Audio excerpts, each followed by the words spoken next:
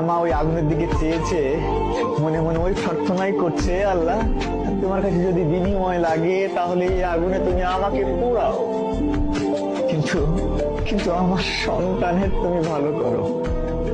আমার সন্তান যেন খুশি থাকে, ভালো থাকে, যে কাজে তারা আছে সেই কাজের জন্য তারা যেন সফলতা পায়। আর তুমি তুমি কি করছো? তুমি এখানে এসে খুবই আরামে আরামে দিন পার করছো তো? ওরম নিয়ে তোমার কি বিবেক আছে? তোমার কি বিবেক আছে? তুমি কি একবারও তাদের এই কন্ট্রিবিউশনটাকে সামনে আনতে পেরেছো? কি বাবাকে ফোন দিতে চাইলা না? বাবার হার্ট অ্যাটাক করবে, ওই অনুভূতি তো আছে যে তোমার নিউজ, খারাপ নিউজ পেলে বাবা হার্ট অ্যাটাক করতে পারে।